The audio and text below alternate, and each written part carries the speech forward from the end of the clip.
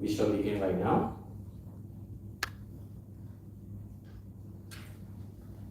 Good morning, ladies and gentlemen.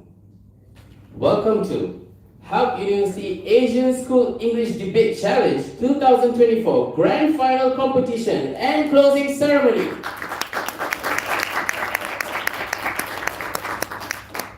I'm Kishan. I will be your MC today. Our event today will be divided into two parts. First, the Grand Final Debate Competition, then followed by closing and prize presentation ceremony.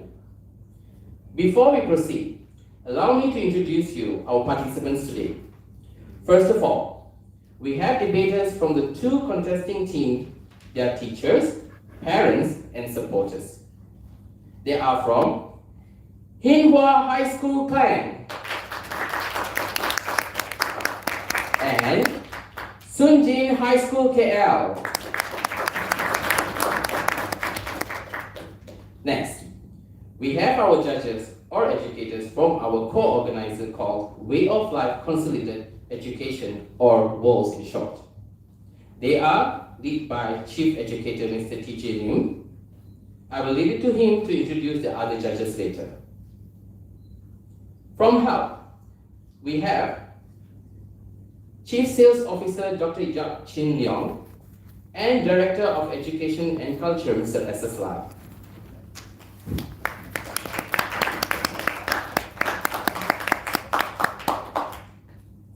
Our guests today also include the representatives for the semi-final prize winners from Catholic High School Petaling Jaya and New Era Academy from Korea.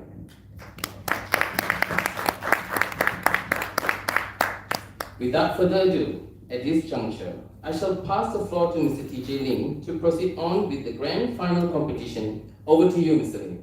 Thank you so much, Kishan, for that amazing introduction. So my name is TJ, I'm from WOLS, as introduced. Congratulations once again to Jitsin and Hin Hua for making it all the way to the finals. And also huge congratulations to HELP University as well. This is the 4th year that we've partnered on this competition. And this is also the first time that I'm seeing the participants in person, so I'm really happy to see that. I think we can save the presentation for later during the closing ceremony. So I'll be chairing the Grand Finals panel. Paneling alongside me is Supe from Sunway College, also on the education core of this tournament.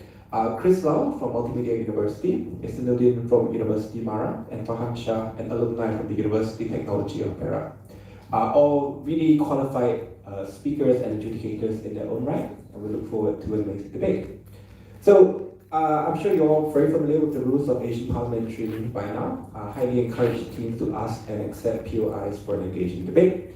And without further ado, on the motion, this House regrets the glorification of sacrifice for making difficult choices. Let's call this House to order and invite the Honourable Prime Minister to start the debate. Hear, hear.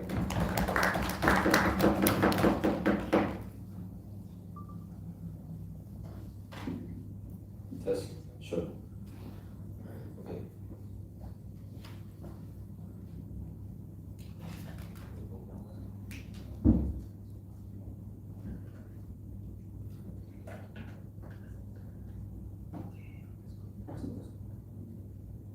Saying my speech in 3, 2, 1. Judge, sacrifice is always harming yourself first, then benefiting other people second. As glorification only emphasizes first giving yourself harm rather than emphasizing helping other people. Few points of framing before I start the debate. Number one, what is this sacrifice? Sacrifice is not something minor like donating to the temple or helping out in after school activities. No, it's something that you sacrifice, something major like a passion, like a future, and you're unable to reverse this choice. This is at a major pathway of your life, and you are permanently condemning yourself after this. But also two, judge, sacrifice is something that is net harm. There is little repayment, other people cannot recompensate you after this, and there is often no perfect benefit for you after this. But also two, judge, preemptively, I have to burden push to opposition that people do not have an inherent obligation to sacrifice themselves for others in the first place without recompensation. And so it looks like at least firefighters and armies being able to recompensated through stable wages and even insurance, whereas the sacrifice rather cannot give them that same amount of recompensation in regards to what they sacrifice. But also thirdly, Judge, what is this glorification? This glorification is something that's propagated by the older generation, probably looking like telling you to sacrifice your own well-being or significant wealth and health for the community. This looks like staying in a community to teach rather than venturing outside to enter the big city to try and advance your career there. Or this looks like taking care of your parents instead of sending them to an old folks home to at least allow you to have the capacity and time to advance your career, to advance your passion. And also too, this probably looks like something that's propagated by patriarchy, telling you to sacrifice for your child or to take the domestic abuse on your chin because this is something that maintains the family. Judge, rather we will instead maintain a better counterfactual that is to prioritize yourself, your own stability and well-being, to choose for your own career and passion, and rather than risk for other people's benefit. Judge, then, what is my first argument? Number one, it creates more happiness intrinsically, right? Why?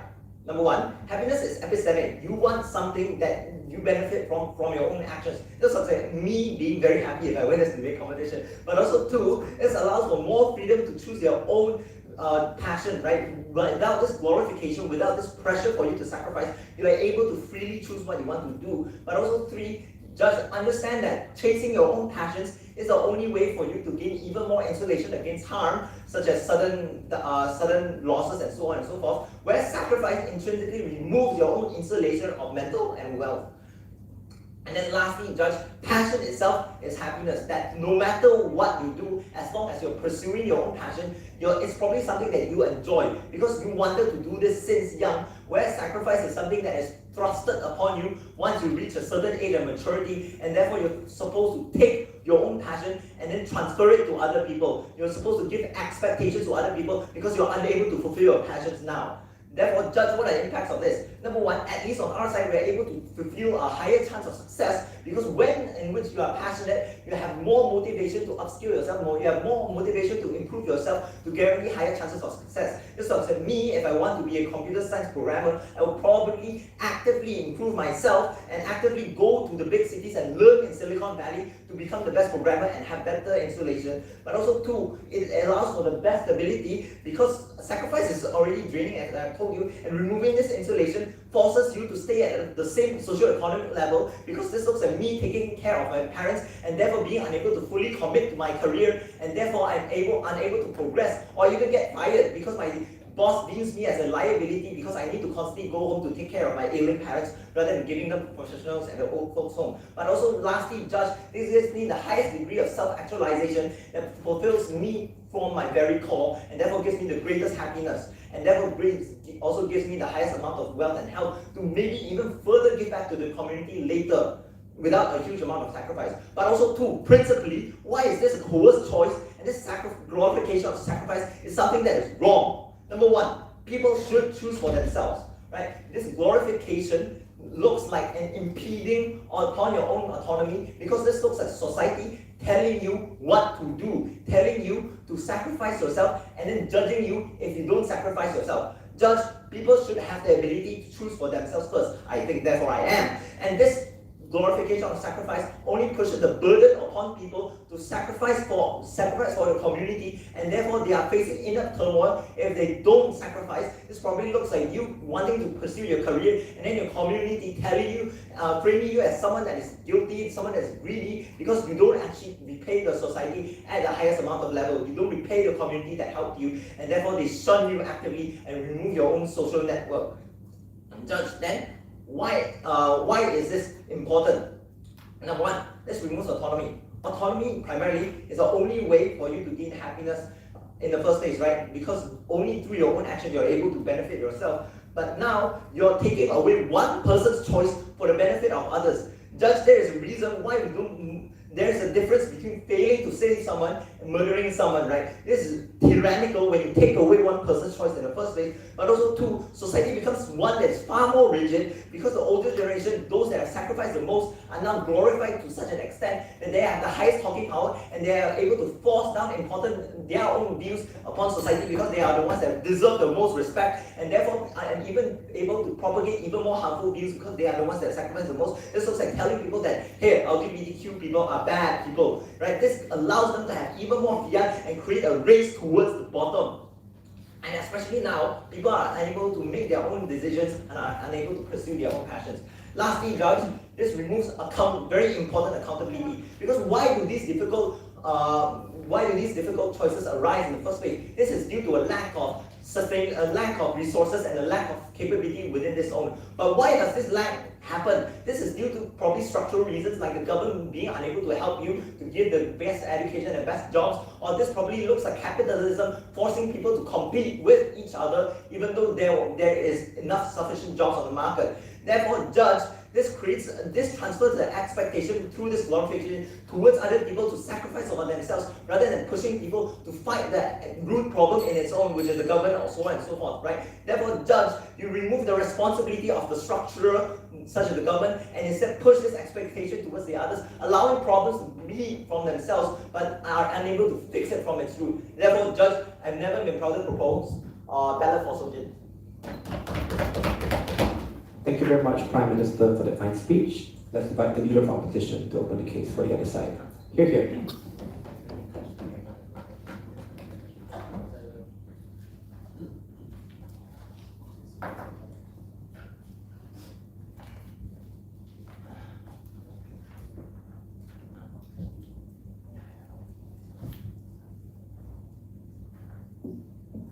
Okay, before I start, I can be heard, right? Okay, just give me a few seconds.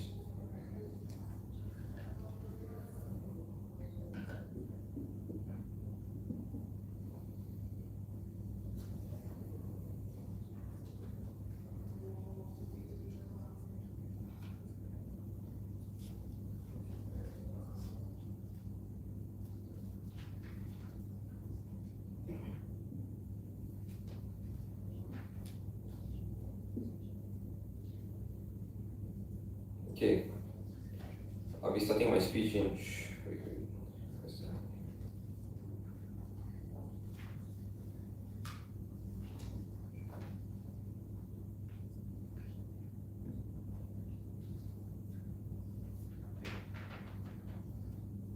I'll be starting my speech in 3, 2, 1. Good things are always hard to do, right? And when you do hard things, it requires a certain amount of sacrifice, which is why the glorification of sacrifice is mandatory on our side of the world in today's debate. And how does this actually look like? Well, when it comes to sacrificing, it will look like, number one, I have to focus on studying, right? I have my exams tomorrow, so I have to stay up late at night, just regardless of how many hours I get to sleep just before the exam. I have to study, right, to make sure I do well in the exam.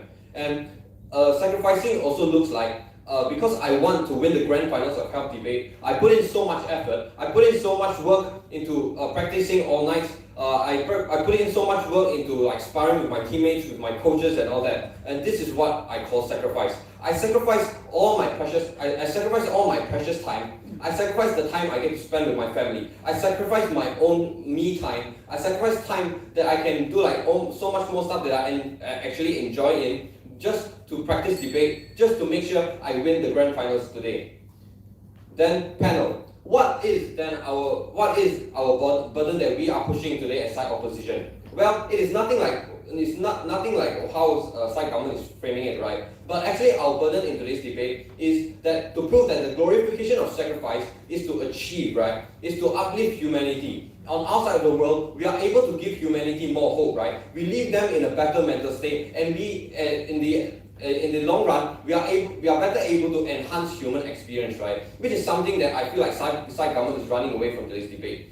Then moving on to one layer of characterization that side government has totally did not characterize, right? Which is difficult choices. I feel like this the term difficult choices has to be heavily characterized in today's debate because it's very important. Then how then difficult choices look like on our side of the world, like I mentioned just now? It looks like when two things stood in front of you, you have to choose one over the other, especially when these two hold significant value, significant value to you, like your sleep time, your me time. You sacrifice your sleep time, your me time over just so you can study or you can work hard and debate.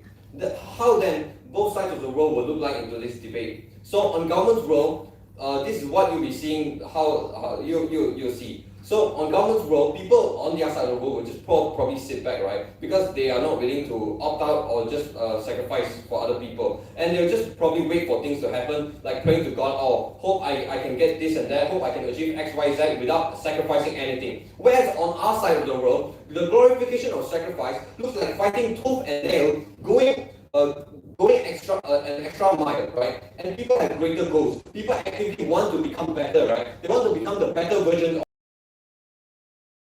better give people hope on our side of the world, which is prevalent on our side of the world, right? So what is basically actively in the battlefield, and you're to sacrifice because you told yourself that sacrifice is worth it. This is exclusively on opposition's side because people are willing to sacrifice only because of glorification. How then will this look like on our side of the world? Well, it looks like you're facing a choice of going to like a Disneyland with your family or staying at home to just prepare for tomorrow's XPM exam or whatever. You sacrifice Disneyland for your XPM because you believe there's hope in you sacrificing, right? You will have a choice of better grades. Then the hardest choice requires the greatest sacrifice, which is sacrificing the time where you spend with your family to go to Disneyland. And this is only achievable because you believe that sacrifices are worth it and it gives you hope to make these hard decisions, right? Then what are the impacts of this debate? Number one, on this argument, the impact are the first one. People are more willing to make the better choices that are hard because they have hope to make these choices, right, in the first place, which does not exist on the government side. Then number two, without hope, human beings will have no progress, right? Like I said just now, they just pray to God wishing or something please happen to me without sacrificing anything. And they never believe enough in themselves to do anything that is hard. Then what are the comparisons of this argument on both sides of the world then? Opposition will end up having more hope to make sacrifices and gain more hope after sacrificing because they are more willing to sacrifice because we believe there is a good reason to sacrifice in the first place, right? Which leads me to my second argument. Even if we don't sacrifice, even if sacrifice does not like bring practical benefits, right? Just by the fact that prospect of hope is already enough. So when people advocate for glorification of sacrifice, right, people become unbreakable. And how then do people become unbreakable? Because even you don't achieve your end goal, they still get something in the end, right? Like let's say if I lose today's debate, instead of getting the champion, I get first runner up. I still get something, right? And secondly, is I get the experience, right? The most important thing is the journey I experienced throughout this whole tournament. I remember all the memories I spent with my teammates, debating all overnights and all that, right? And then the very fact that they went through like all of this whole process is already worth it itself. It's worth it for you to make sacrifices for it, right? So for just an example, Palestinians, even they didn't achieve like the ceasefire deal, right? They still are able to like set flags all over Malaysia, and that's what we basically trying to bring into this debate, right? What the process has brought to them is what that's most important. And then the example, like soldiers, firefighters, they go through so much crap, right, to save lives. They have to go through so much. They have to put their lives at risk to save others, right? Then without glorification of like sacrifices, which side government is opting for, all of this won't be there in the first place, right? Because all of these people won't be as strong as our side because just no one cares about them. Whereas on our side, we actually value the sacrifices that these people have made. Then what are the impacts? Well, we are able to enhance human experience, right? We give people hope, and we give people hope, right? And hope is needed because human beings live a long life. We have imagination, which differentiates us humans from animals, right? Because humans have to be optimistic. We have to be optimistic to live like 80, 90 years of our life. We have to be optimistic to live through all the hardships we have in life. Therefore, the glorification of sacrifices is something that is mandatory in today's debate. How then both sides weigh over this argument, right? Then, given give one side gulp at their best case, sacrifice will not exist, right? Will not be glorified. They so-called like won't harm others on their side, which is something that is out of this debate. Whereas on our side of the world, sacrifices are made, right? People are more likely to have hope, they have more incentive to be better, right? Then at our worst, even if we don't reach our end goals, we still gain something. Might not be the best, but there's something, the journey, the experience, right? Then lastly, before I end, let me use, and with that, in the grand finals here today, representing the whole institution of Hin Hua, I've never been prouder to oppose. Thank you. Thank you very much, Leader of Opposition. Let's invite the next speaker, the Deputy Prime Minister. Here.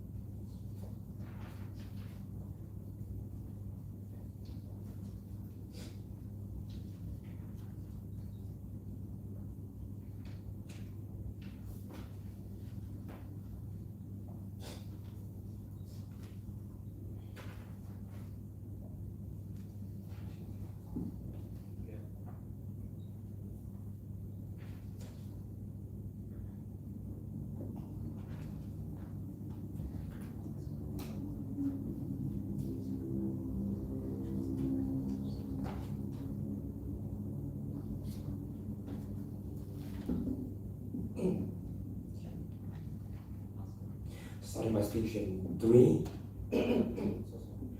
speech in three, two, one. I think some opposition makes a really good sacrifice and backs up their case really well in today's debate because they just sacrificed the win today to us, and I think the only thing that you should consider because of their flawed mechanism and how they're just parallel to the entire case is that which one of the us three are you going to give the FPS award to?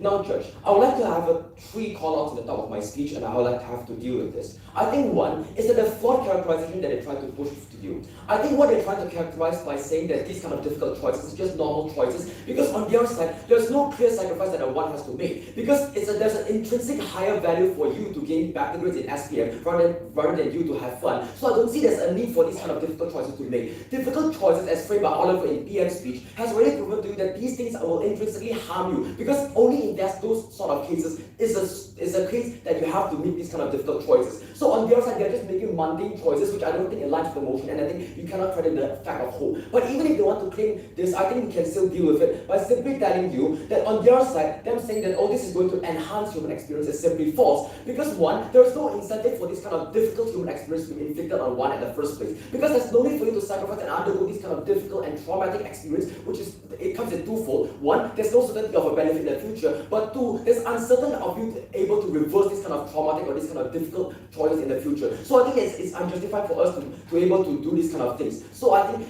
but then moving a step further on my third call out, Judge, I think I have to deal with the fact of them saying that, oh, these kind of people will, if we don't have this kind of sacrifice, soldiers, doctors wouldn't be able to do things. But I think I would like to just flip their case by saying that two things. One is that these people do these kind of things because they are job, because they are obliged by the system to do these kind of things, not because they intrinsically want to sacrifice. But then two, I think the act of prioritizing and glorifying the act of just sacrificing is what is intrinsically harmful to the system itself. Because understand that the problem of why we need to make this kind of difficult choices is because there's a flaw in the system itself. But the system itself is not giving enough money. The system itself isn't giving enough time and resources. So therefore, they are forced to make this kind of difficult choice in cases where the soldier has to choose between whether his family that he has to protect or because of the country's flawed external international relationships, he has to deal with fighting with other countries. So the problem is that they are on their side, they are scrolling away from the fact that we having to deal with the system itself. Because that's the true mechanism, and that's where we have to actually put prioritization on. So I don't think that you can credit all these three arguments of theirs. But then, Judge, I'd like to prove that they have to prove three things in order for them to win today's debate, even though they are losing at this point. I think one, they have to prove to you, Judge, that why the certainty of this moral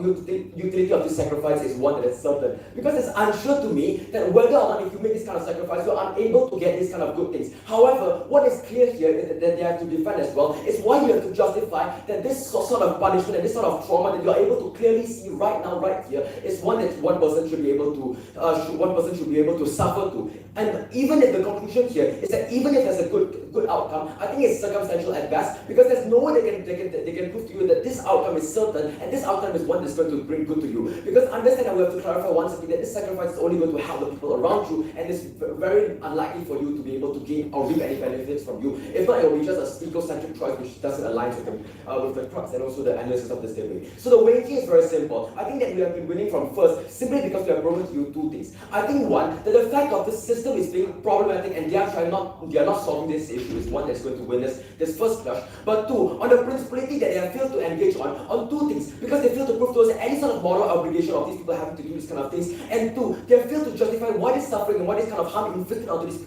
kind of people is one that's justified. Because understand, if they don't prove these kind of two things, I don't think it's one that a person wants to sacrifice these kind of things. However, even all this hope and impacts that they try to claim cannot be claimed because it's unmechanized and they fail to pass through the first principality stage of trying to justify the morality of this case.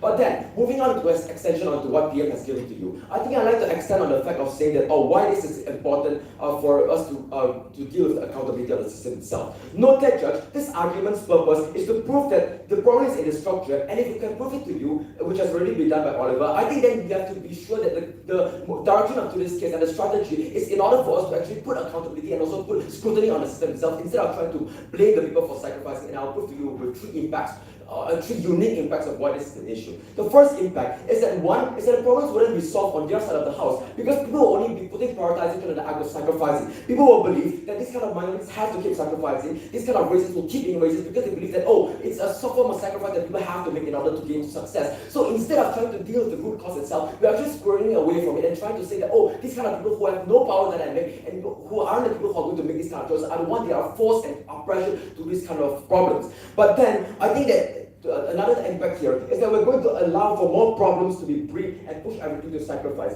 I think of two reasons. A, we're going to create a more patriarchal society, not forcing women to deal with kind of things because we're going to justify it by the name of sacrifice. But two, is that these kind of problems are going to arise and we're just going to blame it for people not sacrificing enough. I.e., when a world war happens, we're not going to blame the government for trying to instigate wars with other people, but we're instead going to say that, it's the fault of this kind of soldiers not sacrificing enough to defend for their country. So therefore, we are removing their focus on their side of the actual problem itself. But then three, I think it creates a race to the bottom, where the quality of these kind of choices and they characterize is solely based on the amount of benefits that one person is going to take. A person isn't going to care if this choice is good for them at all, but they'll just believe that, if this thing I'm going to sacrifice more, I'm going to suffer more, then therefore it's a good choice, which I think is harmful in two frames. I think this is going to intrinsically harm the benefit and also the well-being of the person itself. But two, I think it's going to create an unproductive society where people will just try to compete and going to glorify and respect the people who sacrifice a lot, but the people who are actually going to help you is the people who are actually focused on themselves, and these people are going to be downplayed because these people will be seen as people who are unwilling to sacrifice in the way to success. But then on the second part, I would like to deal with saying that why we're going to allow for a better amount of tokenization and representation. I think it's going to mitigate whatever they try to claim to you of saying that, we're going to create a more individualistic society, because the tokenization is very important in two folds. Because A, this allows for representation, and B, this allows for more fiat to giving back. Why is it? Because on the second part of this argument, because why this allows for better representation is because of two reasons. A, people have more control over their decisions because they're not being peer pressured by society to do things and difficult things, and they're not being stigmatized if they want to prioritize themselves. But B, is that people will have more fiat to make things fair for themselves because of three reasons. Because A, people have more money, B, they have more peace of mind, and three, they have a better social standing to push for change, which is very important for the minority itself. So then, the third thing is that why we're going to be able to achieve success more. I think this is a direct counter and a pre-buck for them trying to say that, this is going to create a very selfish society. Of three reasons. Because A, we have more societies and more resources for oneself, especially in minority and vulnerable communities, which we have to cater to in today's debate, and these people have a limited fiat. So I think in order to do this kind of thing, we're able to bring three impacts. Is that one, we're not going to have to force and peer pressure to share these kind of resources, which is already limited. Two, we're not going to inhibit and also hinder our personal growth. And three, is that the minorities will be able to break out of this vicious cycle and are able to be uplifted and also are able to be just break out of this vicious cycle because they're able to focus on themselves. And these sacrifices want to be put to them, just glorified, godly act. And therefore, for all those reasons, please sign the proposition. Thank you. Thank you very much, Deputy Prime Minister. Let's invite the Deputy Leader of the Opposition. Here.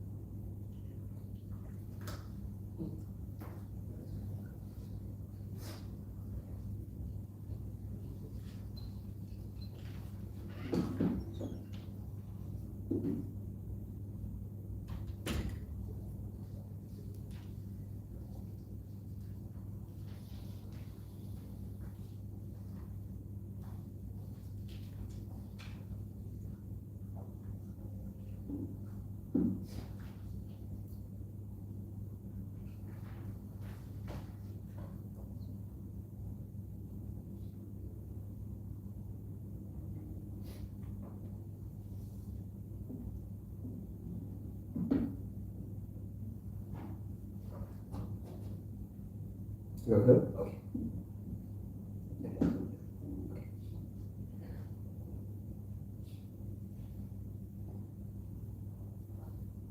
Right. Okay, I'll start my speech in 3, 2, 1. The first thing I want to note to panel right now is the major contradiction coming outside government's case in today's debate. I'm going to clear this definition and characterization of difficult choice once and for all on my speech today. So, what does it mean to choose sacrifice when making a difficult decision? We think this difficult decision is likely going to look like action or inaction. This is something, for example, minorities choosing to riot or choosing to protest, potentially losing their lives or potentially getting oppressed by the police or facing police brutality. This is where sacrifice manifests in order to potentially be able to achieve benefits such as fighting this oppressive system. The other choice to this, the choice where they don't make the sacrifice, is when they stay put, they stay low-key, and they don't choose to actively go out and to fight these systems. We think this is actually the more charitable characterization in today's debate. Why is that the case? Firstly, look at the characterization that they tell you. They give this example, for example, where an up-and-coming person from university, they choose whether or not to go to a big city or stay in the farmlands to help take care of their parents. Note how in both sides of these cases, there will be sacrifices to be made. For example, if you go towards the big city, what you're sacrificing is potentially your relationship with the community, the relationship with your parents. When you choose to go to, for example, the farmlands, what you're sacrificing is, for example, what they said, the development, right? So in both sides of these cases, there will be sacrifices to be made in a certain sense. So this is why side government's characterization of making a sacrifice choosing the sacrifice route when making difficult choices is inherently wrong, because both sides of their choices all lead to eventually some sacrifice. We tell you the more charitable characterization of what sacrifice in making difficult choices is between action and inaction, because when inaction happens, nothing, you don't lose anything, right? You don't have to take anything out in order to gain benefit or anything like that. Whereas in action, you potentially you take the risk, you take the action, you choose to fight hard in order to be able to gain these benefits. This is what side opposition is harboring on. The second thing, I think we can both agree on the fact that we are unable to prove whether or not choosing the sacrifice route or choosing to stay put will lead to better outcomes. I think this is something that their DPM already considered as well. We are unable to prove which side will lead to the quote-unquote better outcomes, right? Because the motion doesn't tell us how this difficult choice is going to look like as well. So we are unable to prove with how complex situations and how complex human beings can be that which outcome is likely going to be good, right? So this is something they already tell you in they already concede in their speech today. Thirdly, they say things like, for example, the soldiers or the firefighters, they don't have this obligation in order to sacrifice themselves. You tell you, yes, that is exactly the point. They tell you that these firefighters are forced because this is their job, this is their responsibility, right? But what happens before taking on this job? They are the ones that themselves choose whether or not they want to pursue this career of being a firefighter. When already knowing that they are likely going to have to make sacrifices, they actively choose this decision. This is the world that we are operating in today's debate. Moving on. So when side opposition says things like, for example, that we are unable to ensure a good outcome, they themselves already concede that it's unlikely that we are going to be able to prove which side is going to get a better outcome, right? So we tell you why is it that inside opposition's vote, with the context, this represents that we are unable to prove which side gets a better outcome. Why is it better for these individuals when they experience these things, right? So we tell you already two things. Firstly, even if we are unable to achieve things like the practical benefits of advocating for minority rights, for example, the most important thing in today's debate is the experience in which this minority go through. That is the point of today's debate, in which side is able to enhance the human experience when they choose to sacrifice or choose to not sacrifice, right? So we tell you when minorities choose to actively sacrifice, actively face police brutality, actively face oppression, this is when minorities get empowered together. This is the sacrifice where groups minority together. It gives these people meaning. It gives these people hope, as compared to side government's vote, where it's a vote of inaction, where people choose to not take this sacrifice, where people choose to lay low. This is the vote where we are actually able to achieve these systematic reforms or systematic changes, more likely to be able to achieve these things. Whereas side government tells us things like their side, they are able to achieve things like representation. We tell you it's not true. Moving on, the second thing, we tell you that even if we are unable to achieve or whatever practical benefits, the very fact that you chose to take the action, you chose to take the initiative to go and fight, to go and sacrifice, is what will lead to you not having any regrets. Because when you don't take any action, when you choose to stay put, or when you choose to lay low, or you choose to not do the sacrifice, it means you're already potentially thinking about all the possibilities in which your sacrifice could have led to. Because when you take the sacrifice, it means there's actually an outcome. There's something for you to cling on to. It means you won't have any regrets as to what is eventually going to happen. So it's very important, panel, that we take into account that human beings ourselves are social beings. That means human beings, we rely on things like hope. We rely on things like optimism when the going gets tough, right? This is the thing that is very important in today's debate. That with the glorification of sacrifice, we can actually achieve this sense of optimism, this sense of hope that things are actually going to get better in today's debate. It's going to get better in today's debate, right? When human beings, the glorification of sacrifice leads to them being like they fighting on the battleground, means like soldiers going through traumatic experiences, of firefighters sacrificing their lives in order to save other people, right? This is now the glorification of sacrifice that can lead to hope, because we empower these people into making the hard decisions. We empower these strong actors in our world to be there, whereas in their side of the world, without this sort of narrative that we push this glorification of sacrifice, they are unable to achieve these sort of doctors, these frontliners, these soldiers, these firefighters in the battlefields, on the front lines, actively fighting to make a change. These minorities actively trying to fight for their rights, right? Without this glorification of sacrifice, they are unable to achieve this sort of thing. There won't be these actors, and even if they will be there, they won't be as strong as in side opposition's work. With that, very proud to oppose. Thank you.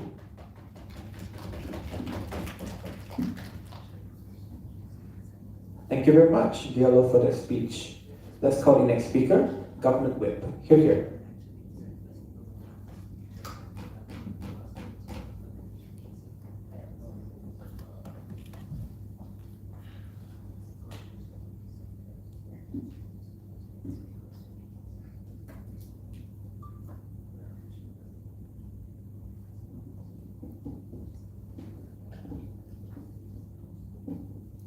Hello, hello.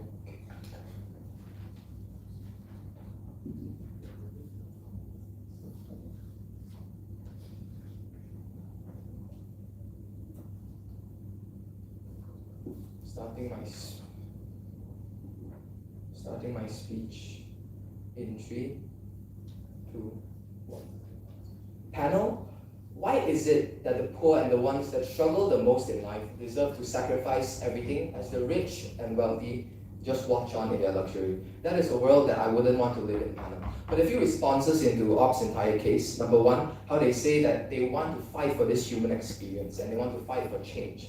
Number one, they fail to acknowledge that the fact that the system is hard to change even with these riots of these minorities. Not only you're risking the minority safety, but you're also risking your entire safety as a community just because you want to go for riots where there's no chance for change to even occur. It's experiencing riots, and this experiencing doesn't even work at all. But second response on their hope, they say sacrifice is good and have the incentive to be better. Number one, why is that innately wrong? One, because their entire characterization is based on the entire case shift, right? Because number one, in PM, they told us that sacrifice is choosing a major happiness of like getting 9 A's in SPM over just studying the night before. And then in DLO, they shift their entire case to the definition of, hey, no, now instead it's action or inaction. So please just backspace whatever you have typed for the LO speech, right? But even going forward, even if we take that mechanization is true, it's still a coerced choice which they will not engage on. When you already have this preconceived notion that your choice to sacrifice is glorified over the other, this itself, panel, principally is already wrong, and they failed to prove otherwise or even engage on that in of itself. But let's flip that and why hope and incentive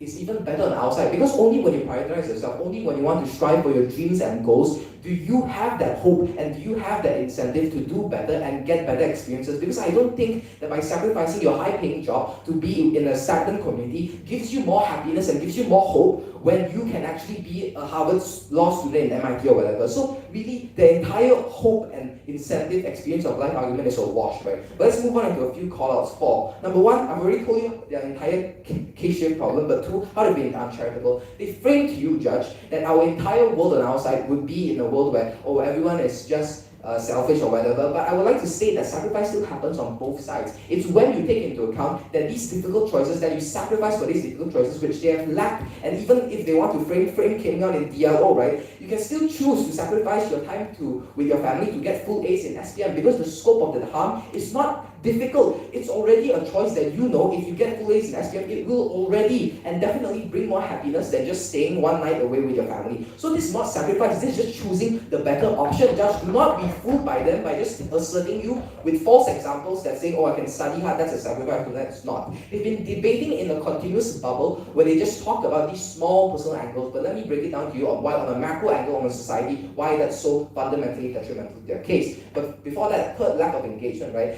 No POIs given, no rebuttal for removing accountability minority. This is not only detrimental to their case, but they just assert all their benefits, and it's contingent on this sacrifice being on sacrificing a smaller happiness for a greater happiness. So please give me a POI, right? But for the lack of nuance, framing coming out in DLO, number one, sacrificing late at night, grander hope of all these things. They say we didn't characterize difficult choices when it was fully fleshed out in first. Difficult choices, for example, going for help debate and having the chance of winning, and staying at home, that's not a difficult choice, but able to have more happiness from it, that's not a sacrifice to begin with. When you already have a greater ascribed value, you're just choosing the better option, right? Because the entire case panel is contingent on sacrificing only for the personal gain, only for their personal benefit, and that is not sacrifice, that's choosing the better choice. Moving on to clashes, 3 of them today, and while we win on every single one of them, number one, personal fulfillment. We can only give better chances and better hopes to individuals when they choose to prioritize yourselves, when you strive for your own dreams and jobs instead of other people, right? But they told us that, oh, firefighters and soldiers will benefit the community. Number one, what is fundamentally wrong, panel, is because that's their job. They are compensated by paying. The government literally pays them to do their job. It's a sacrifice and difficult choice when you don't have anything to benefit from that. You are losing out on a certain aspect that you cannot never gain in back, right? So please, tell me how this is even a difficult choice. But let's even flip it. Why would it be worse for society? Because if people don't sacrifice, people actually just stick to themselves and actually just prioritize themselves. They fail to understand that not only if their world will only be stagnant, because everyone will just sacrifice for the greater good. Not only would you inhibit and just stop your own personal progression, but society as itself wouldn't progress because you're just sacrificing for the greater good without any personal gain, right? But second, on how societal stability is way better on our side, right? Ops says that they can form a more charitable society. Two things to this. They say that people will sacrifice for each other, but even they have literally ignored our entire argument on why the rich and the minorities group won't have that incentive to be there. But let's build their case for them and destroy it, Judge. Number one, if they tell you that oh, the rich people would still benefit, and why that isn't true, because they've lacked engagement where the megacorps and huge bodies with capital, they will only just use this glorification to justify the harms present. It gives them the leeway to enforce things like, hey, you should sacrifice your community for a job, you should leave behind your family to work these extra hours. This form of just pushing this narrative of, hey, this glorification of sacrifice is just harmful in of itself, because it just further exacerbates you and the minorities. So why this isn't important even if you believe their flawed mechanization and characterization, right? Because these difficult choices are faced by the people on the ground panel. It's not faced by the rich. So even if we take their best case where everyone is charitable and will sacrifice for good, the benefit gain is minimal at best. Because rich people don't have the get-go and don't have to deal with these difficult choices less in of itself. It's minorities that have to deal with this the most. It's the poor people on the ground that have to deal with these difficult choices on the most, sacrificing their community, sacrificing their loved ones for something else. The main stakeholder in this case is the minorities, not the personal gain about getting your SPM grades, right? But third, into harm minority protection. Judge, if you don't even buy my previous question, I think winning this alone will just win our entire case. Number one, this glorification being propagated in society inherently already puts a societal pressure on these minorities that suffer and struggle the most. Because this glorification just enforces this vicious loop of poverty, where in society people will just say, hey, you should sacrifice, hey, you should sacrifice for your community, where it's the same societal stigma to every single person, every single person and stakeholder on this planet. This pressure is only directed and the most concentrated towards the minority groups. Because they don't talk about, they talk about the rights of the minority, but still, when they say that we go out and riot on our work, even if we don't, at least we have more lives. We stay low-key and we actually don't try to change the system that is so hard to change and already flawed, right? So not only do we protect the minorities more, but the win here is simple, panel. On the best case, where at the very least that we are able to guarantee and prioritize that these minorities themselves are able to prioritize themselves first, not be further scrutinized by the already flawed system.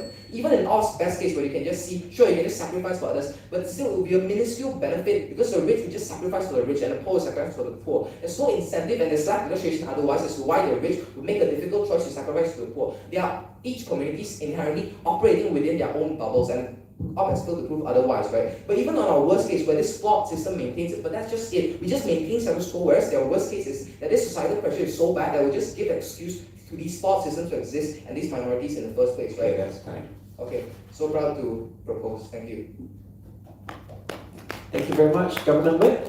That's called Finals of Time to Speaker Opposition Whip. Here, here.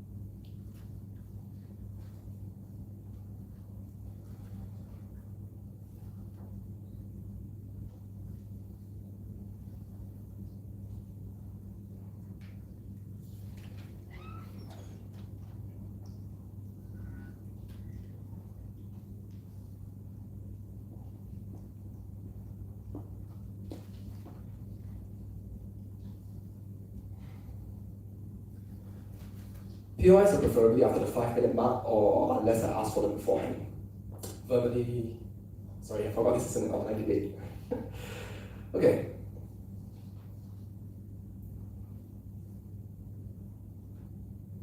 Starting my speech in 3, 2, 1.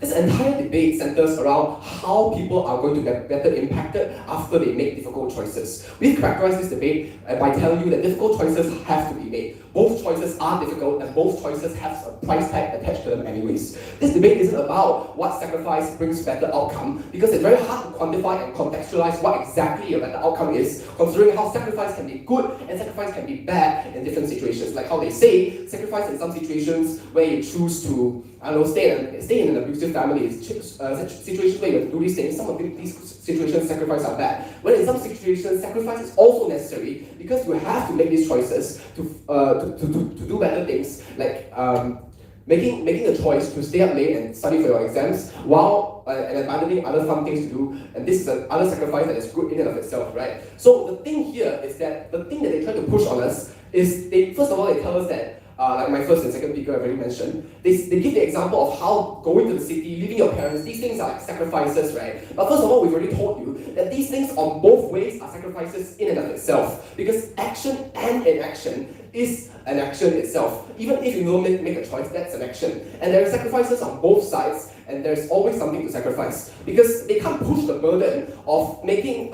sacrifices being or not being a better choice, because this debate isn't about a better choice, because sacrifices aren't about good or better choices, right? It's about when they make the choices, how empowered they are, how much hope they're given, and how much regret they're left with, right? So the first thing they try to tell us is we have to prove, right? That's the burden they try to push on us through that second speaker. They try to say that, you know what, you need to prove how punishment and this trauma is something that people have to go through. First response to this is that, okay, you have this trauma, right? This trauma in the first place is something that even if there's no glorification on our side, people have to go through as well. They give the example of abused mothers, abused relationships, characters in these kinds of debate, right? But even without the glorification of sacrifice, these things still exist because of things like societal structures or societal narratives. The idea that women are inferior to men, these are the ideas that push these things to happen in the first place, not necessarily because only of the glorification of success. So the fact that they try to say these things, that these things will automatically disappear after there's no glorification, is inherently untrue. And one thing that we have to tell you as well is, even if, right, when you go through the situation, because there's a glorification of sacrifice, because you know that your sacrifice is worth it, this is the thing that we try to tell you, right? People are willing, I'll take that. Wouldn't this glorification instead mean that you're pushing people to sacrifice more rather than choosing the one that harms yourself less? So what you're saying, trying to tell me is that people are going to end up choosing to sacrifice more instead of sacrifice less. The idea behind this, first of all, is that sacrifice, even if they sacrifice more, right, in making a harder choice, they first of all end up having more hope after doing it, and less regret after doing it as well. Because the whole idea is that, okay, you know what, after I make this hard choice, at least to the very end, I know I've done something about it. Of course, not to some extreme cases like reliving in abusive relationships or things like that, but the idea of trying your best and sacrificing and doing what's hard in the first place is something that gives you no regrets in a sense. The whole idea of this is because hard choices are not necessarily, sacrifices are not necessarily good, but all good things require sacrifices in the first place. So that's what we're trying to tell you on our side. We provide more hope because sacrifice is better necessitated on our side, when people believe that sacrifice is worth it and therefore they are willing to sacrifice. And when they sacrifice, these things are automatically going to have better outcomes because, okay, not automatically have better outcomes, but we will be able to achieve harder things on our side, and people are going to be able to make harder choices, and choices that are going to be made less on side government because people are unwilling to sacrifice. Now I'm going to move into the fact that this debate, the thing about choosing better choices, right? I've already told you that first of all, choices are going to be made anyways, and there's always a price tag that's included. There's always a sacrifice that's included. Whether or not you stay with your parents and take care for them for the rest of their life, you're sacrificing your career. If you go and pursue your career in your university that's far away and move out, you're still sacrificing your parents, sacrificing your livelihood with them in a sense, and being able to share your love moments with them. What happens on our side is that we are better able to deal with the situation when people are having more hope because they are more willing to go through with the sacrifice in the first place, and how they are better able to live with the idea of sacrifice because they know that sacrifice is necessary, because they know that they have to make this bad choice. Now, the other thing that they try to say, right, is that, okay, you know what, they want to change systems. They try to push the burden on us, saying that, first of all, you know what, minorities, we are saying that minorities need to sacrifice, but the system itself is hard to change. Now, please take note, the idea is that we've never ever said anything about changing systems in the first place. We've told you the idea that fighting itself is something that gives a huge amount of catharsis to our actor. Because the idea that you have fight for the first place, the idea that you sacrifice in the first place, is that because you believe there's hope. And this gives you hope because you wouldn't fight if you don't believe there's a chance. And when you believe there's a chance, that's the hope that you get. Better than something where you get this complete inaction on their side, where they choose to lay low, where they choose to not make anything. Right now, we're not trying to prove that changing the system is something that's possible on both sides, but just by fighting itself, people are willing to gain more catharsis from that. And even if they suffer, even if there's something that they struggle with, they at least get to know that they tried. At the very least, they know that they fought for something and they still have hope because they still believe that this is something that's possible. I'll take the Q1. Wouldn't this fighting actually lead to more loss of life rather than on our side, what inaction instead leads you to lead to more success within your own personal life that allows you for more representation to change the system that way? Okay, so what you're saying is somehow inaction is going to lead, inaction is somehow going to bloom into action in the first place, right? What we're trying to say right now is that by acting, okay, you're trying to characterize it in a very extreme case where there are sacrifices made. So I'll even take you on this extreme case and prove to you why we win here. Okay, the idea of a soldier going to battle, right? The idea of this soldier willing to go out and then sacrifice in the first place, while they commit the sacrifice, while they make that sacrifice, they're making it with hope. Because like I characterized already, sacrifice is not going to be made if people don't think it's worth it. So even if worst case scenario they die, they are martyred, they are remembered, and they die knowing they tried, they die knowing they did something that they think was worth it. So first of all, this is a catharsis for them, and they're also going to be remembered because of how the sacrifice is made in the first place. And so even if this is a very extreme case in and of itself, but in a more grounded reality, sacrifices that are made in this way are still better able to fight for their change instead of what you're trying to say where, okay, you know what, we don't do anything, we lay low, and suddenly afterwards we're able to preserve ourselves and make more representation. In that sense, you still have to fight, which leads you back here and indirectly concedes on your side that you still want the benefits that we have to offer. Thank you.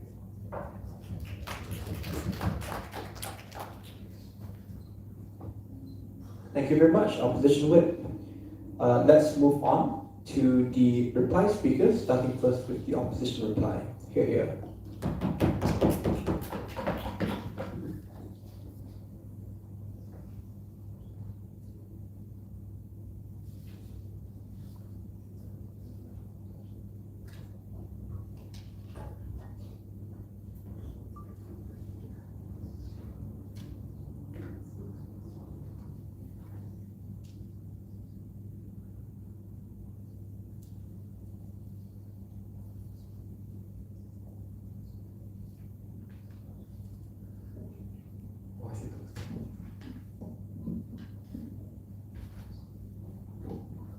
Hello.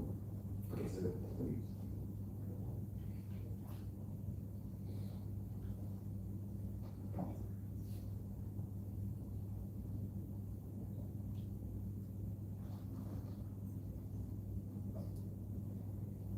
right, before I start, I just want to say a huge thank you to Hin Hua contingent, the teachers, coach, and my teammates for bringing us all here.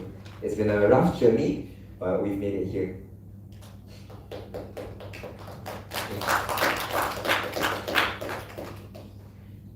Right, I'll start my speech in 3, 2, 1.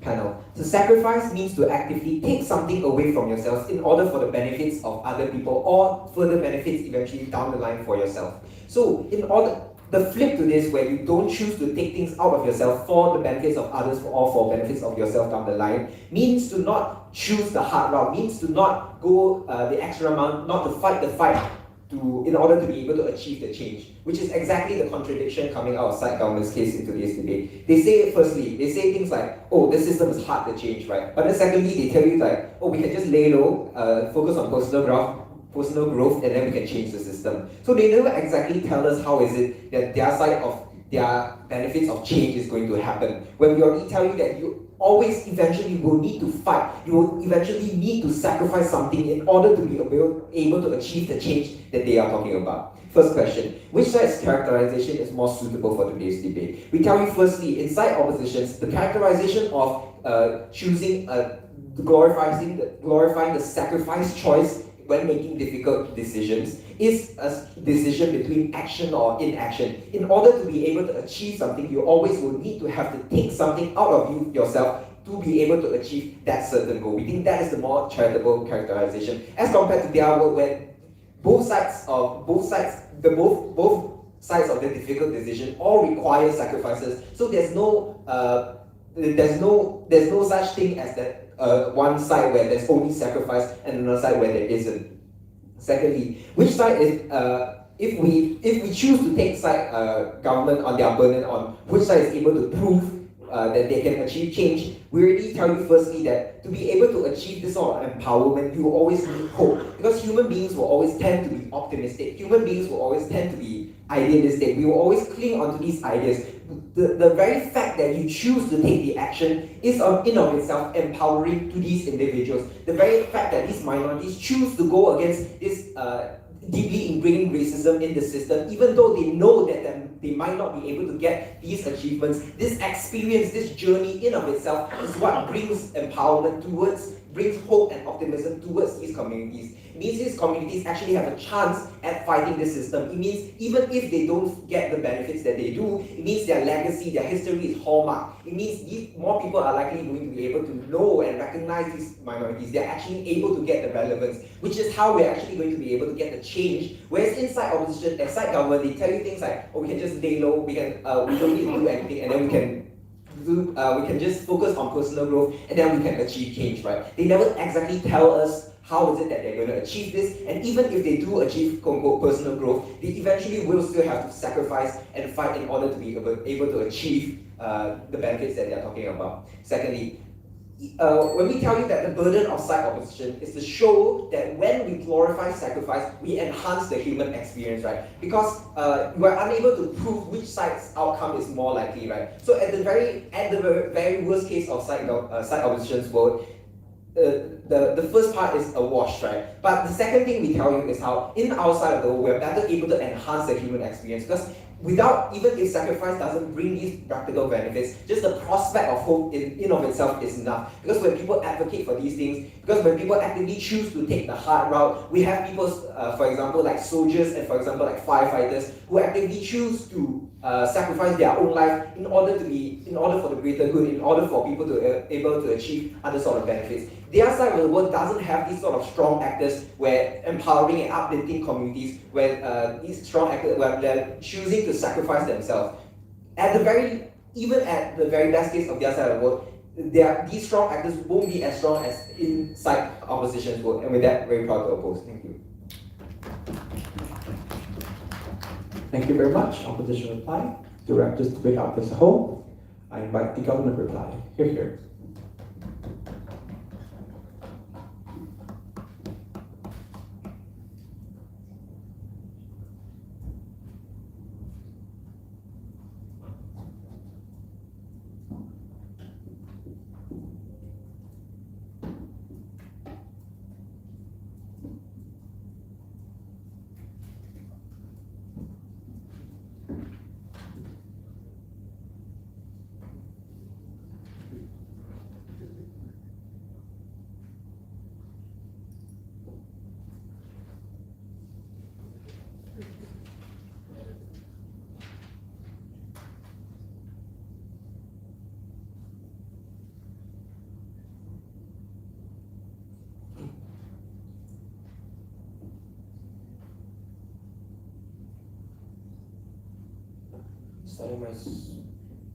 Starting my speech in 3, 2, 1.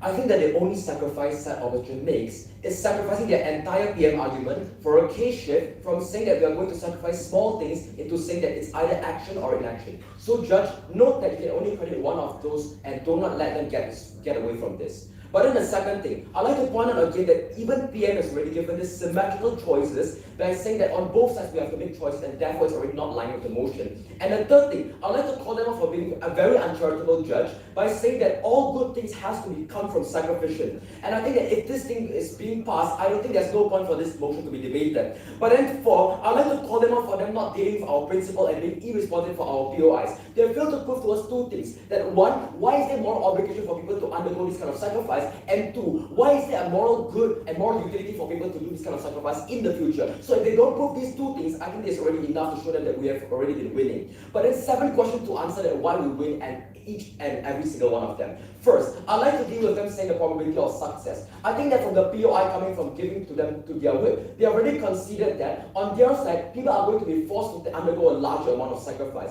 Why this glorification of sacrifice causes a larger amount of sacrifice, which is bad, is because people will be actively sacrificing their futures in order for them to stay back in their communities, which I think is going to lose a lot of chances for them to self-actualize. However, the comparative on our side is, if people focus more on themselves, people are willing to not take this kind of sacrifice. I think it's much better because people will have more passion and success and allow them to reach higher amounts of heights in their lives. But then the second thing here is that they then trying to claim coming from DLO, saying that, oh, there's no likelihood of repayment and no likelihood of success. I think that if on both sides of the house is symmetrical on this side, I think it's worse on their side because they are unable to guarantee that right now we're able to guarantee harm insulation towards this kind of people. Because note that the third question in today's reply speech is that on their side, there's a certain harm of sacrificing right now compared to on our side, we're at least working for ourselves. So if in the future that there's no way to guarantee the success, I think the probability of our success on our house is higher because of two reasons. One is that people will be more determined to do these kind of things because they're doing it for themselves. But two, it's more probable for them to succeed, and even if they don't success, I think they will feel much better because at least they're doing it for themselves instead of trying to do it for the communal good and doing it because of the peer pressure that they try to push on these kind of people. But then, answering the third question on this debate, I think whether if you take their flawed mechanization on saying that if this is action or inaction, which already is not lying with this motion, but if we say that, I think that it's still better on our side because even if we take no action, it's much safer because we don't have to actively go and fight against these people who oppress and suppress us. We don't have to actively put our bodies in line to fight against a flawed system, which they fail to do. And on our side, we are choosing for this more slow approach by using tokenization representation. But even if we aren't able to fight these kind of things, I think at the very least we're able to ensure that these people are being insulated and have a certain amount of good on their hands. But on their side, note that don't let them get away with this, Judge. Then on their side, they're saying that on both sides of the house we're going to have patriarchy. But it's supposed on their side because they will glorify this act of sacrificing to domestic violence because of the fact that saying that it's a good thing to sacrifice for the greater good, which I think that this one has to be taken down. But then on the fourth thing, which them saying that on which side, fifth thing, on which side is going to create more accountability, I think it's very clear that we win on this clash because on our side, the prerequisite to having these difficult choices is because the system itself is flawed. People have to fight for the country because the country itself doesn't have a good amount of economy, doesn't have good IR. And then on our side, I think it's better that we take our mechanization and say we deal directly with this flawed mechanization and flawed system itself instead of them trying to burden, push this thing and trying to blame on the people who are actually not sacrificing. And I think it's worse on their side because it harms the vulnerability and also cause more proximal harm to the people itself. But lastly, they try to push this human experience stage, which I think is just very totally out of this debate because of two reasons. One is they fail to prove two things. One, the moral obligation, and two, the necessity and also the justification for people to undergo this kind of suffering. Because if you have two choices, one, you don't have to go through this form of suffering and sacrifice, and two, you can work for yourself. I think there's no need for you to undergo this sort of human experience because they fail to impact and give you any sort of mechanization of why this is a good thing at the first place. But two, I think that regardless of this motion, I like to deal with the final thing and the final push coming from their side. Them saying that, oh, people are not going to have firefighters. But I think regardless of the motion, the obligation of this kind of job is much important, and we're able to ensure this obligation is further implemented by allowing a better system and by allowing you to give the balance to side oppositions. For all those reasons, so proud to propose. Thank you. Thank you very much, government reply. Thank you to all speakers for coming down here in person and making this a wonderful finals as well. So it's been a very exciting debate. I think the panel of judges is going to step out of the room to deliberate, and we'll be back to announce the champions of this tournament in the closing ceremony.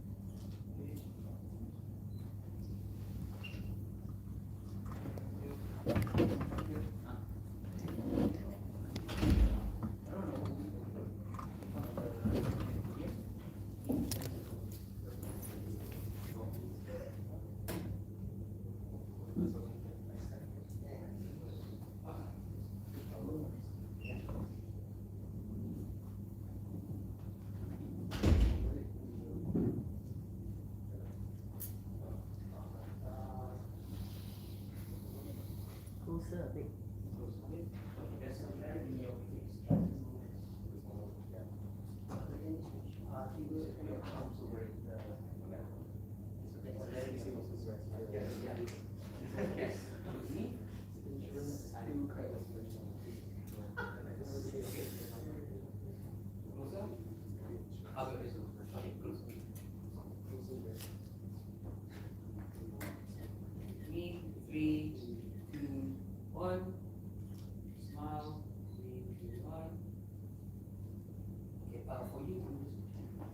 Three,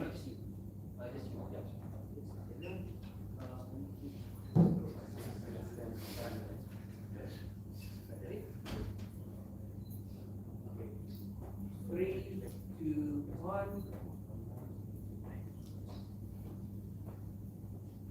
Sorry. Ready? Look again. 3, 2, 1. Thank you.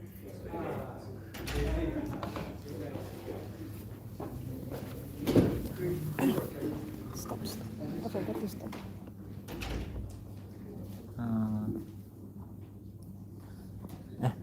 Hingga khi nào có tăng ca vì sao phải làm sao? Just keep it moving. You said? Oh, okay. 76 อยากให้ถึงเราต่อ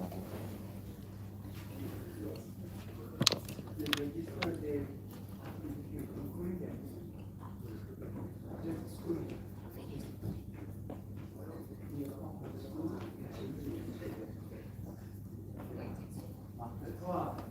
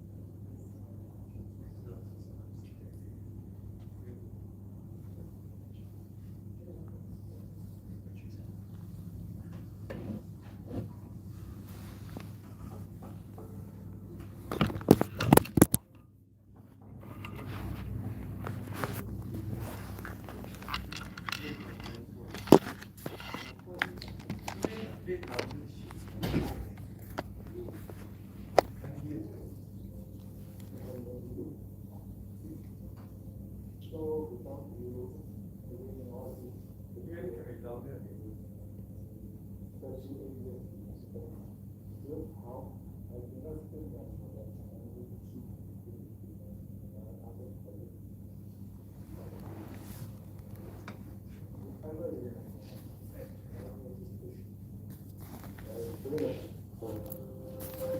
thought of it in LP.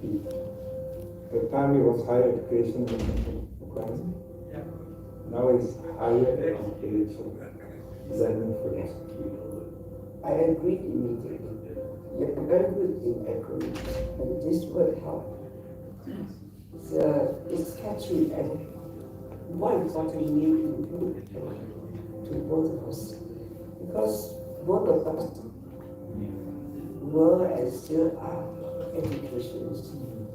This HELP is about recognizable, identifiable brand worldwide.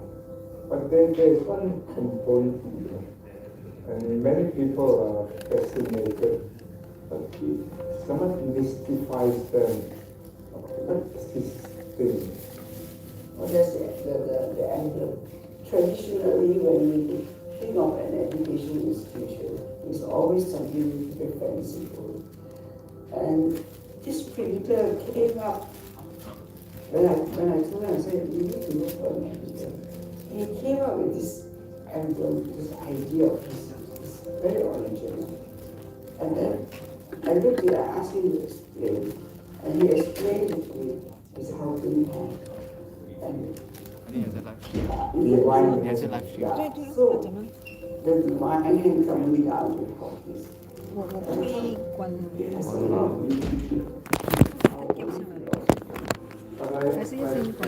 We spend a lot of time of our conviction that during that time, many young people or many Malaysians didn't have a chance to get an affordable quality tertiary education. To provide appropriate, affordable, accessible, quality education. What happened in Hong Kong? We were looking for a space. We went to see your friend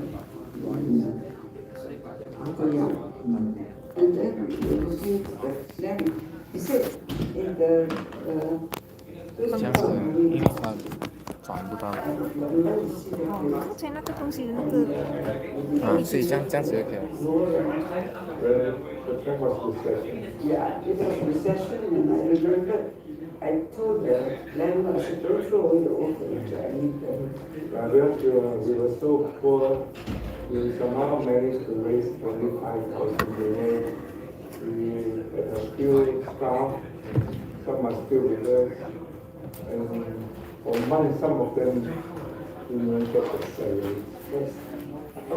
Wasn't good. And I remember the library was in the Ground floor. ground floor, the garage. Friends contributed some books and stuff like that. All we had. As we evolved, we put all this into our statement, which is to help people succeed in life. 是一个广告人，我招了。 Through education. Education is the only way to break all horizontal barriers. Education is the thing that goes up vertically and it breaks all horizontal barriers. With education and training, you can start at the lowest point and reach the highest point.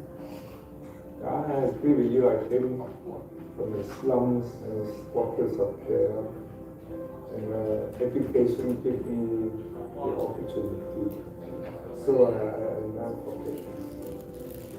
But the second part, to live a life of significance means that we are guided by certain values, and that's the most important, because without education and having certain values to guide us, then we are only giving people a piece of paper. Yes, because you see, I always believe that you should be proud of your achievement. And achievement doesn't mean just making money. Achievement is you set on a path or a goal and you reach that. That's the most important thing, whether they are big or small. So there's a mountain, you climb it, there's a rainbow, you ride it. And at our age, I always believe if we don't pass on this knowledge of ours and also the wisdom which we have acquired in these years of experience, then when we leave this world, all this will be lost. So we should pass it down to the new generation and they can build on that. In particular, make sure they appreciate the time that we give to each other, everyone. Time is the most precious resource. Other things can be bought by money, but not time. So, to me, when we talk about success, is ROT, return on time, not just return on capital and so on.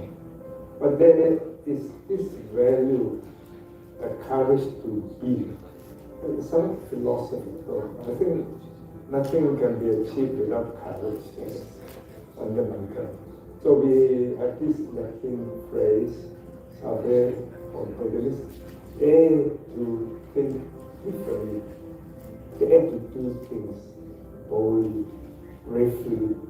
So the courage to be is, who are we as a human being to be? Because without education, without good education, it's already a barrier because you cannot learn enough. And learning in many ways, learning new things, learning to overcome obstacles. As I told the grandchildren, nothing is impossible in life. It's how do you overcome. So, from Mission Impossible is like, I am possible. Yes. The world is so challenging. And talking about the world having full of challenges, you notice all the violence in the world, physical and non-physical. One of our values is to be compassionate. You are a very generous person, helping the staff, helping everybody.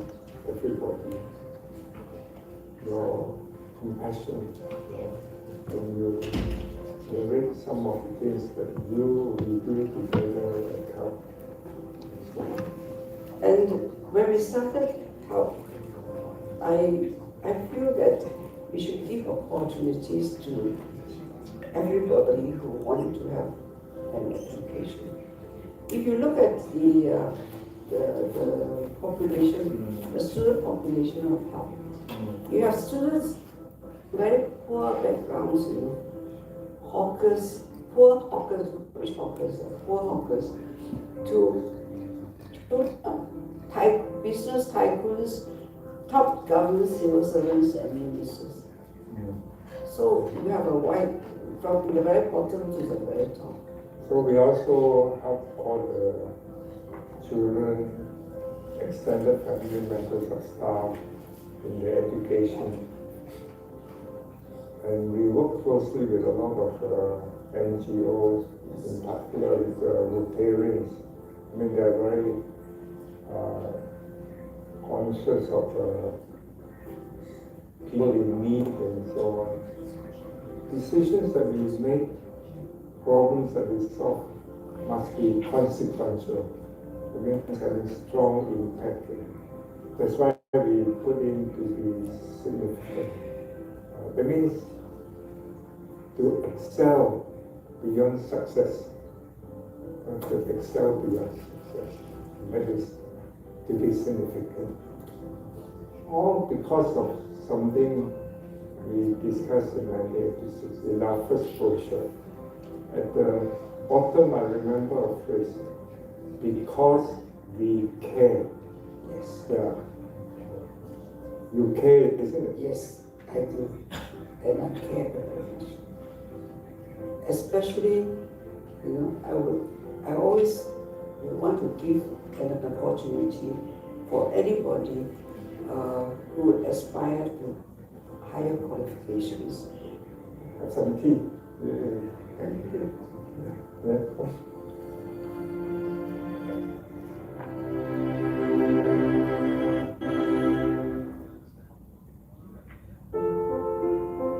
And off the road, they asked me, who is my hero?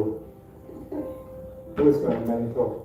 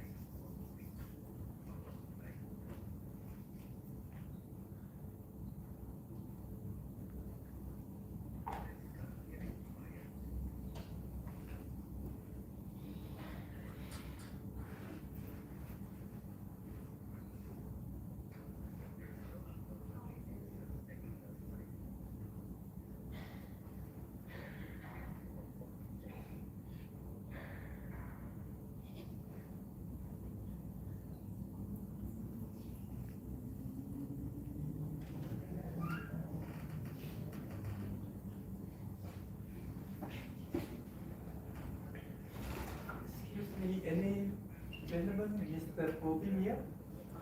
Oh yeah, there. Oh, okay. So, two of you will receive for on behalf of the Korean school, right? Hi. Oh, good, thank you. Lucky I asked. I was about to call you. So,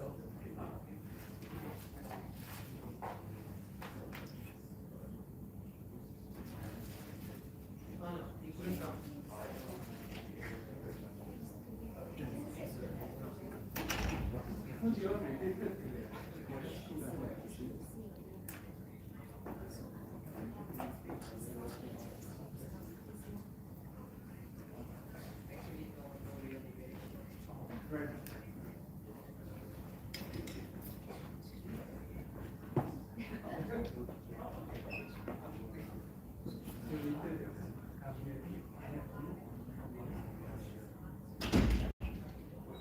So, he said giving for them.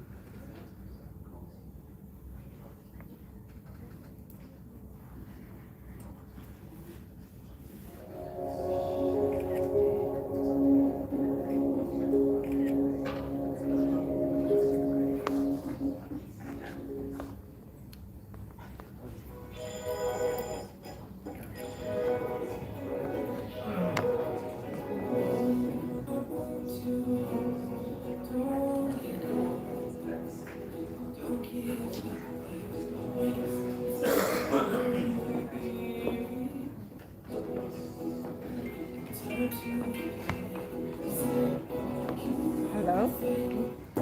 Hello? Hello? Yes.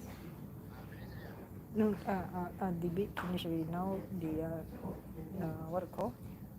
The not yet. They still haven't announced the result yet. Yeah. No, I put the bait there. No, the bait is for them to what? You the nest. Okay. So, ladies and gentlemen, please bear with us. The earliest scheduled time for our VC to be here is 12. So it's now 11 function. So we need to wait until 12 to enable you to be here. Hello? Yes? Thanks. Yeah? Yeah. I'm not sure. We'll see how. We'll wait for the answer.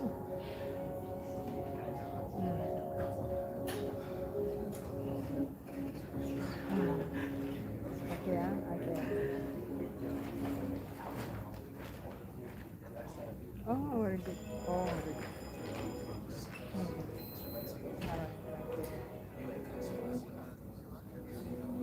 Okay, all right. Yeah, you wait for him to come back. All right. Thank you. Bye bye.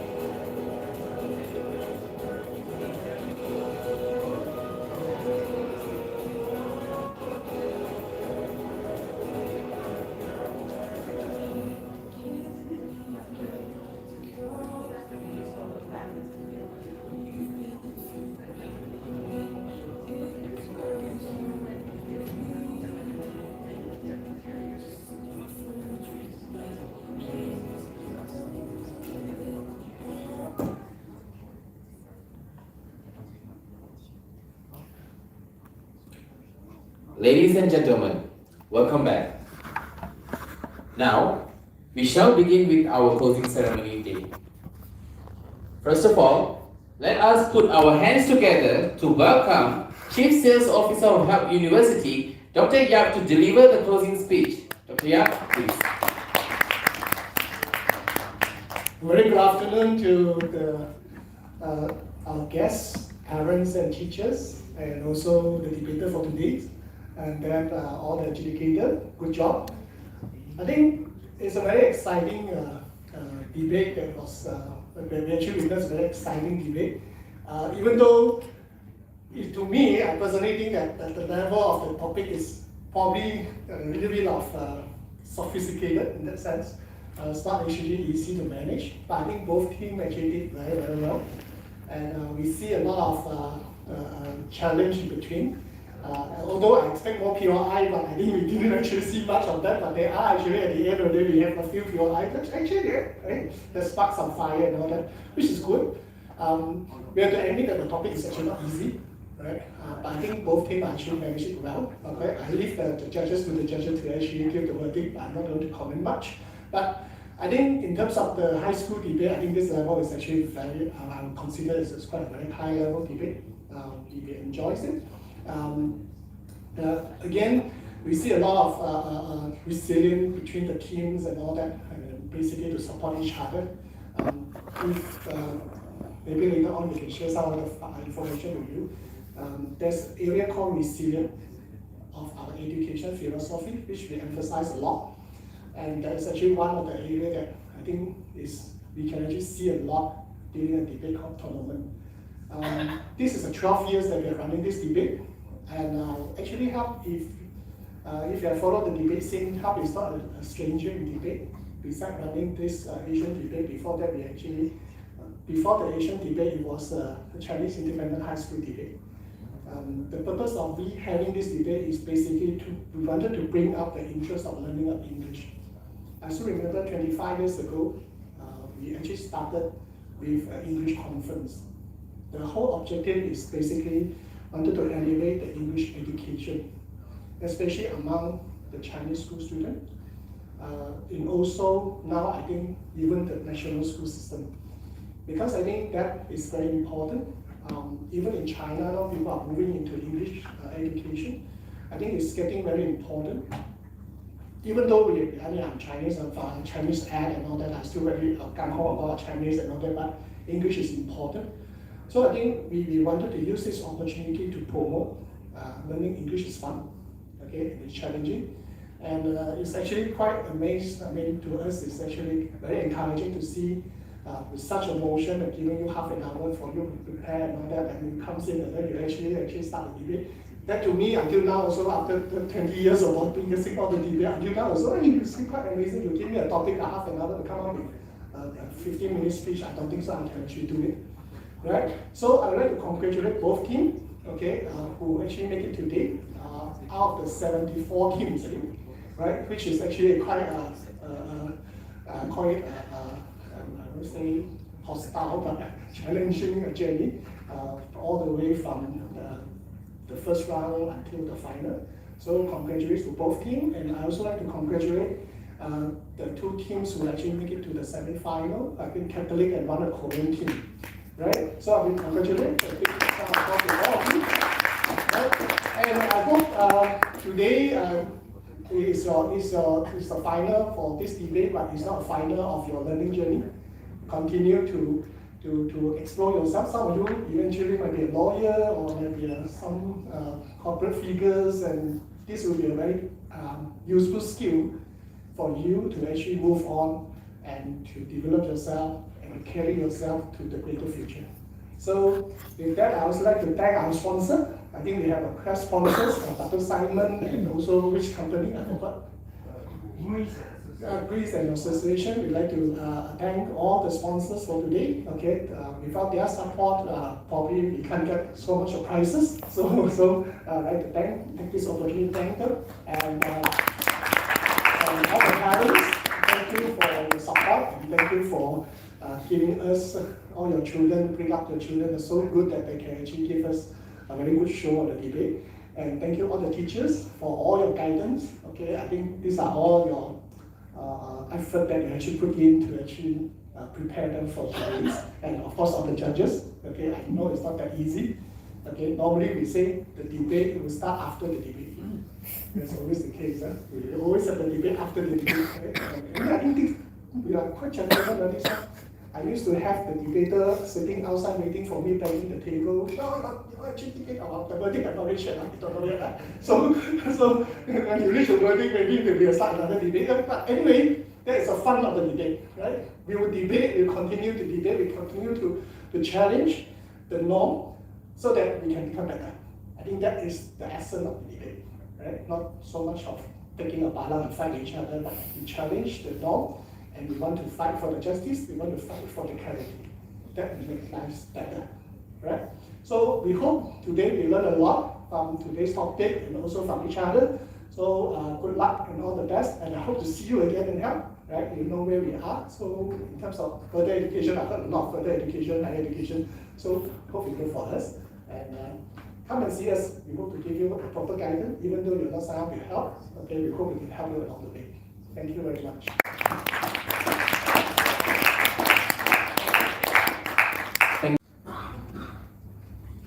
Next, we shall have the Chief Educator, Mr. T.J. Lin, to say a few words. Thank you very much. Okay, very good afternoon. I've been to Dr. Yap, the Chief Sales Officer of Help University, Director of Education and Culture, Mr. Lai Shin, all of the event staff of Help University, and all of the participants of this tournament that took the time to come down to cheer on the grand finalists of this competition. So I wanted to share a little bit about WOS, the company that we founded, and my journey as a debater up to this point in time. My journey in debate started more than 10 years ago, back in high school, and it has helped me really, really immensely to clearly and confidently articulate my ideas, as well as the personal leadership skills to navigate an increasingly volatile and uncertain future. Debating is very personal, and it's really meaningful that I can stand here so many years later to still be part of the debate committee, to still be part of initiatives like this. Back in the pandemic, I think we can look at the next slide, I had the opportunity to co-found WOS, an education-based social enterprise that's dedicated to providing soft skills training to the next generation of Malaysian leaders. We host online and hybrid events in debate, public speaking and diplomacy, as well as soft skills training through our academy. Since we were founded, I'm very happy to see the successful completion of more than 120 events, workshops, public speaking competitions, and the likes that have touched the lives of students across Asia and beyond. I think we can move to the last slide, please. Next slide. One more. Yep. Sorry, before that. Yep. So since 2021, WOS has partnered with HELP to run the Help Asian Challenge over the past 4 years. I've just heard that this competition has gone on for 12 years. And I'm very grateful to say that since 2021, we have brought debating to more than 246 teams of 3 or 4 people, more than 800 unique participants to more than 12 different countries across Asia, and for the first time this year, New Era Academy from Korea. So I'm really, really grateful for the support and of prestigious institutions like Help Universities that continue to support initiatives like this, that make debating available and accessible to young leaders across Asia. And I hope to continue supporting it in the future. So if you're interested in the work that we do, you can check out our website on the last slide and drop us an email to get in contact with us. Before I step down, I just want to share a short teaser that the debate, after the debate did happen in this debate, it was a very, very hotly contested final that ultimately was decided on a 3-2 split. So the winners are going to be announced shortly, but I wanted to throw some spice into the works, and I also wanted to express, yes, how happy I am to see that we still have close, tight, and engaging debates in the Senate. Thank you very much. Thank you, Mr. Lim. Ladies and gentlemen, we have come to the last part of today's event. Allow me to call upon Dr. Yap once again to give out the prizes.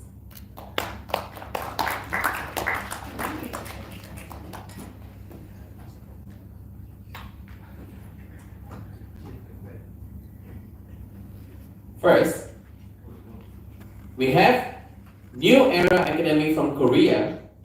The team will receive a cash prize of Ringgit Malaysia 1,000, a trophy for each debater, and a plaque for the school. On top of that, the debaters will each be granted a study award for furthering their study at HELP group of institutions. The team from Korea is represented by Mr. Povindrakant Unimap and his friend Ms. Lam.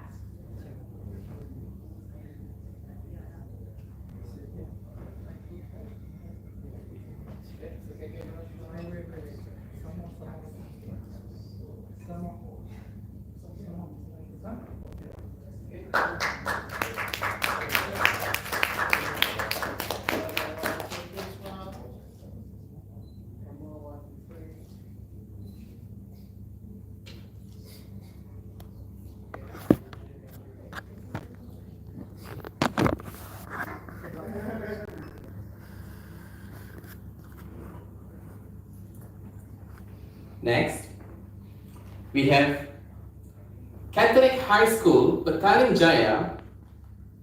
Dr. Yap Chen Leong and Ms. Su Pei will receive the prizes on behalf of the school, which is unable to be present today.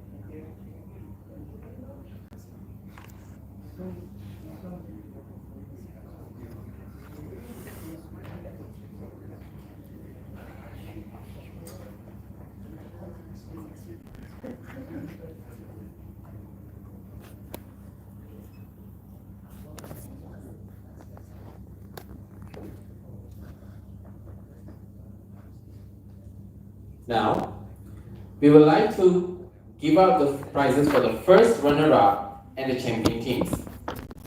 So, the first runner-up is from the moment we all been waiting for. Hin Hua High School Clan! The team will receive a cash prize of Ringgit Malaysia 2,000, a trophy for each debater, and a plaque for the school. On top of that, the debaters will each be granted a study award for furthering their study at help group of institutions.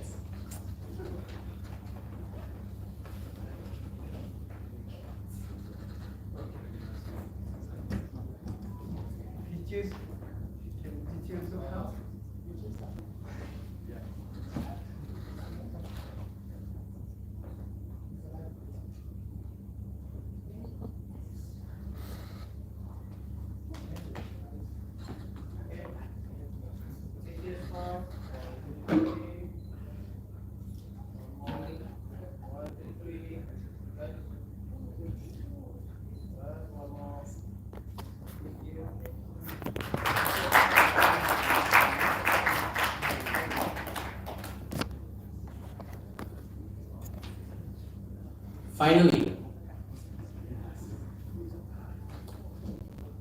we have the champion team to be announced from Tsun Jin High School KL.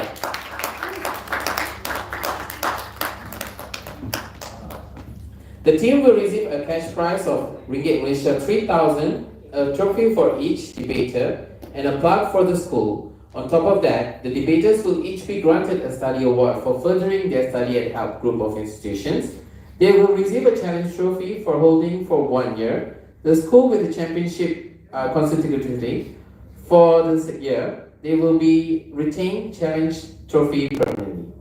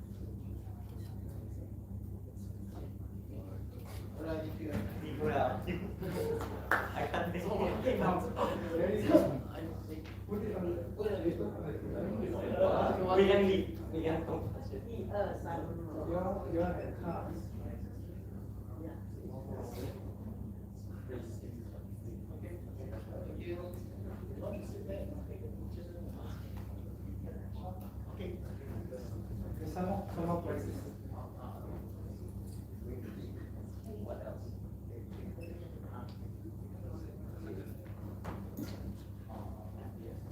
Yeah.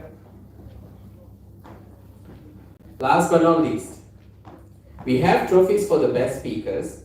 There are 2 overall best speakers for the contesting rounds up to semi-final. They are Marcus Chiang Wen Kim and Tai Wei Liang from the Tsun Jin High School.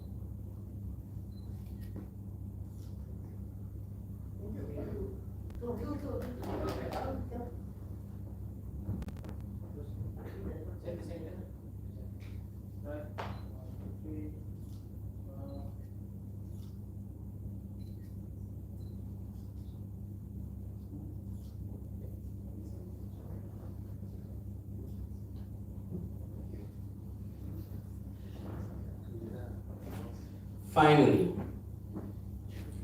we have the best speaker for the grand final competition. Any guessing?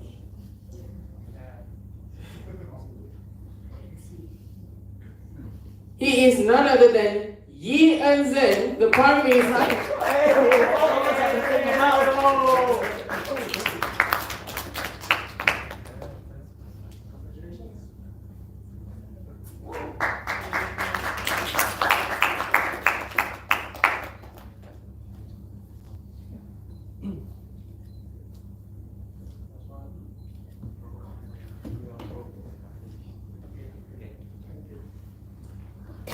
Thank you, Dr. Yang, and the rest of everyone. Let's go. I'm so sorry. Dear audience and the rest of the team members, kindly just remain at the stage for a group photo for us before we go for our lunch. Just be invited for come to the station over here for a group photo. Thank you. Debaters in the center, visitors all around the sides, please.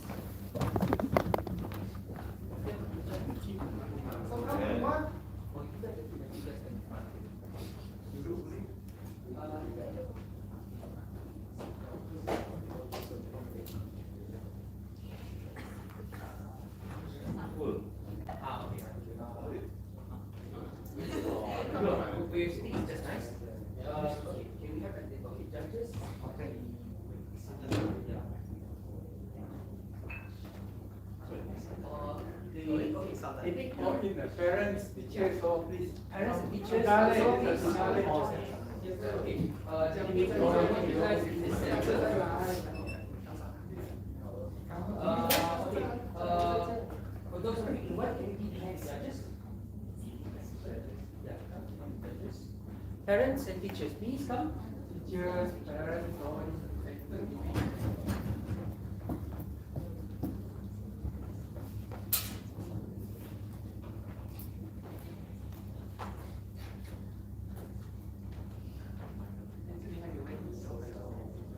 Can we have a few more teachers on this side? Yes, sorry, on the right side.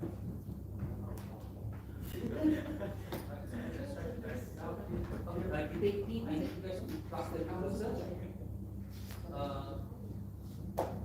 Okay, you want to leave?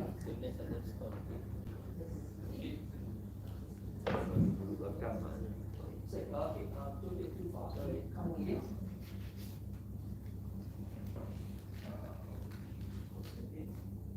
Sorry, too far. Okay.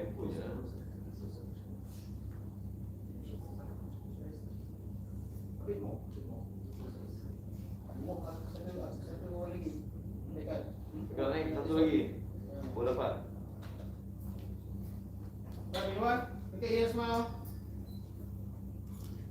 1, 2, 3, smile.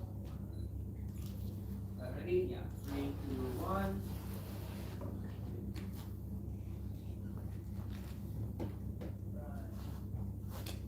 And one more freestyle. 3, 2, 1. 3, 2, 1.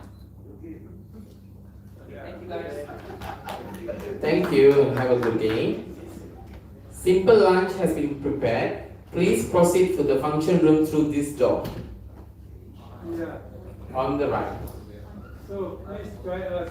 Okay, enough to go around. Thank you.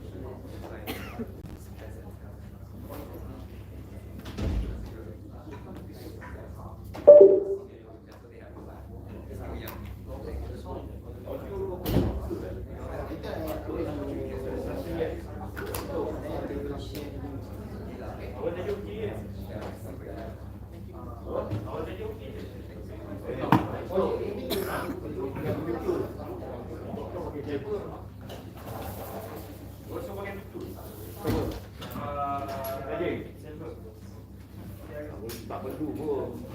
Pintu kau.